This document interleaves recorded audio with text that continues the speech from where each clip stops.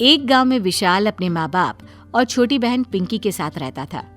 विशाल की पढ़ाई पूरी हो गई थी, इसलिए वो काम करने के लिए शहर जाना चाहता है।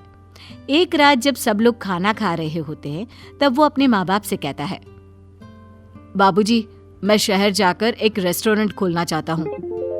अरे पर बेटा, उसके लिए तो बहुत पैसों की जरूरत पड़ेगी।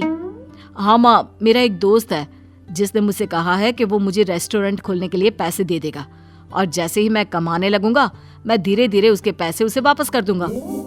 अच्छा बेटा, तुम्हें जो ठीक लगे वो करो। अगले ही दिन विशाल शहर चला जाता है। शहर जाकर विशाल अपने दोस्त के घर जाता है। रमन, मैं आ गया। अरे भाई, बढ़िया किया, अब आया है तो 2-4 दिन रह कर ही जाइयो। अरे दोस्त, मैं तो तेरे साथ रहने आया हूँ। तूने मुझे रेस्टोरेंट खोलने के लिए कहा था ना? रेस्टोरेंट? अरे यार, वो तो बहुत पहले की बात थी। देख, फिलहाल तो मेरे हालात ठीक नहीं है, मैं तो खुद अब किराए के घर में रहता हूँ। विशाल बहुत उदास हो जाता है। वो शहर से वापस भी नहीं जाना चाहता, क्योंकि अपने माँ बाप की बस वही तो एक उम्मीद होता है। उसे कुछ समझ में नहीं आता और वो एक रेस्टोरेंट में वेटर की नौकरी करने लगता है। वहाँ पूरी लगन से वो काम करता है। फिर एक दिन एक प्रीति नाम की लड़की उसके रेस्टोरेंट में खाना खाने आती है। उसके कपड़े बहुत ही साधारण से होते हैं। उसे भूख लगी होती है और आते ही वेटर को आवाज देती है, वेटर, वेटर। जी मैम, बताइए आपको क्या ऑर्डर करना है? देखो, मुझे बहुत भूख लगी है, जल्दी से मेरे लिए एक नान और शाही पनीर ले आओ, साथ में लस्सी भी लाना और गुलाब जामुन भी। विशाल फटाफट उसके लिए खाना लेकर आता है। लड़की जल्दी जल्दी सारा खाना खा लेती है। फिर जब विशाल बिल लेकर आता है तो लड़की देखती है कि उसके बैग से उसका पर्स गायब है। वो परेशान हो जाती है। हे भगवान, मैंने तो पैसे अपने बैग में ही रखे थे, कहाँ गए? मैम जल्दी कीजिए, मुझे बाकी लोगों का ऑर्डर भी लेना है। वो मेरे पास पैसे नहीं है। ये आप क्या कह रही हैं? पैसे नहीं है तो इतना खाना क्यों खाया? मेरे पास पैसे थे, पता नहीं कहाँ चले गए। लगता है मेरा पर्स चोरी हो गया है और मेरा फोन भी गायब है, जो मैं किसी को फोन करके पैसे मंगवा सकूं। तभी वहाँ मैनेजर आता है। क्या बात है, क्या हुआ? सर, इन मैडम का पर्स चोरी हो गया है। कोई चोरी वोरी नहीं हुआ, ऐसे भूखे नंगे लोग बहुत आते हैं यहाँ। पैसे तो होते नहीं और सोचते हैं कि भोली भाली शक्ल देखकर कोई भी फ्री में खाना खिला देगा और बेवकूफ बन जाएगा। अरे, ये कैसी बात कर रहे हो आप? मैं कोई ऐसी वैसी लड़की नहीं हूँ। हाँ हाँ, दिख रहा है कितनी अच्छी लड़की हो। चलो खड़ी हो और अंदर जाकर बर्तन साफ करो।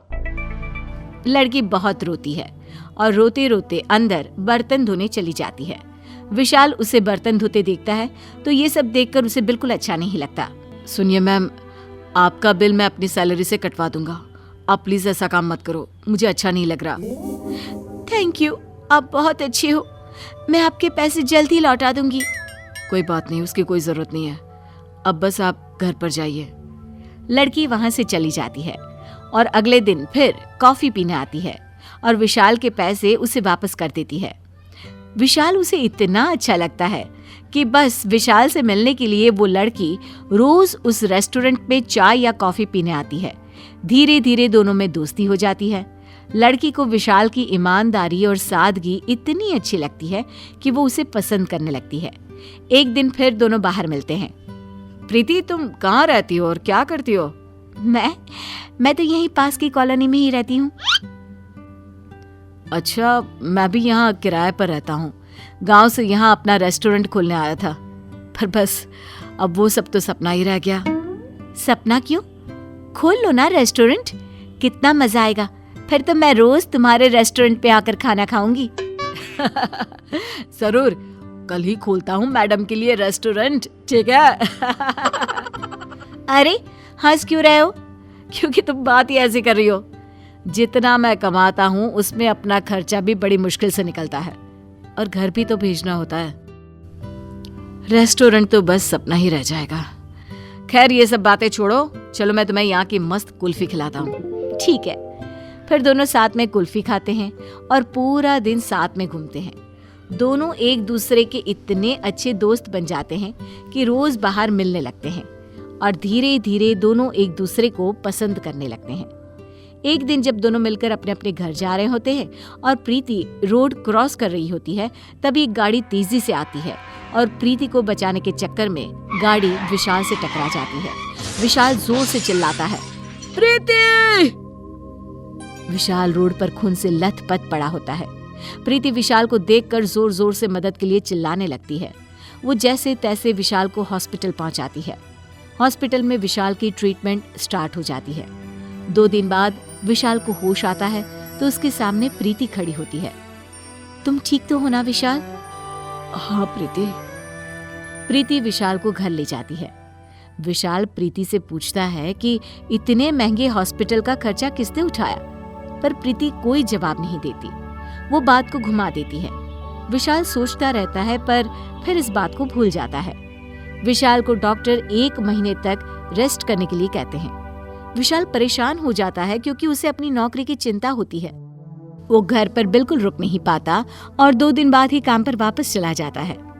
विशाल के शरीर में बहुत कमजोरी होती है, जिसकी वजह से वो अच्छी तरह से काम नहीं कर पा रहा होता। फिर उसे एक टेबल पर ऑर्डर किया हुआ खाना पहुंचाना होता है। वो जैसे तैसे करके अपने दोनों हाथों में खाने की प्लेट लेकर टेबल तक पहुंचता है। तभी उसे चक्कर आने लगते हैं। उसके हाथ से खाने की प्लेट टेबल पर बैठे आदमी पर गिर जाती है। उसी वक्त प्रीति भी उस रेस्टोरेंट पे कदम रखती है और वो ये सब देख लेती है। ये क्या किया तूने? अंधा है क्या? मेरा इतना महंगा सूट बर्बाद कर दिया। जी सर, मुझसे गलती हो गई। मैनेजर, ये किसको रखा हुआ है तुमने? इस आदमी को अभी धक्के मारकर निकालो यहाँ से। चल निकल यहाँ से, दोबारा अपनी शक्ल मत दिखाइयो, समझा? प्रीति को ये सब देखकर बहुत गुस्सा आता है। वो वहां आती है और अपने पर्स से नोटों की गड्डी निकालकर टेबल पर रख देती है। ये लो अपने सूट के पैसे। और खबरदार, जो तुमने विशाल से ऐसी बात की, तुम्हें दिखाई नहीं देता वो किस हालत में काम कर रहा है? बस इसलिए कि उसे अपने घर पैसे भेजने हैं। किसी की मजबूरी भी समझनी चाहिए। प्रीति, तुम्हारे पास इतने पैसे कहाँ से आए? वो सब छोड़ो, तुम चलो यहाँ से। तभी वहां होटल का मालिक आता है। प्रीति बेटा, तुम यहाँ कैसे? क्या बात है? कुछ नहीं पापा। पापा? हाँ, मैं इस रेस्टोरेंट के मालिक की बेटी हूँ। मैं ये बात उस दिन भी बता सकती थी जब मेरा पर्स खो गया था, पर जब मैंने उस दिन तुम्हारा बर्ताव देखा और पापा को किसी से ये पता चला कि तुम रेस्टोरेंट की कमाई से पैसे खा रहे हो, तो मैंने रोज यहाँ आकर खुद तुम पर नजर रखने का सोचा। ये सब जानकर विशाल हैरान हो जाता है कि प्रीति इतनी अमीर लड़की होने के बाद भी उसके साथ इतनी सादगी से रही। विशाल के मन में प्रीति के लिए प्यार और बढ़ गया। अच्छा, तो ये है विशाल? जी पापा, यही है वो जिससे मैं शादी करना चाहती हूँ। ये गरीब है पर इससे अच्छा इंसान कोई हो ही नहीं सकता। पर पापा, आपका ये मैनेजर बहुत ही घटिया इंसान है और रेस्टोरेंट की आधी कमाई ये खा रहा है। प्रीति के पापा उस मैनेजर को उसी वक्त नौकरी से निकाल देते हैं और विशाल को वो रेस्टोरेंट सौंप देते हैं। प्रीति और विशाल की शादी हो जाती है और दोनों खुशी खुशी साथ रहने लगते हैं।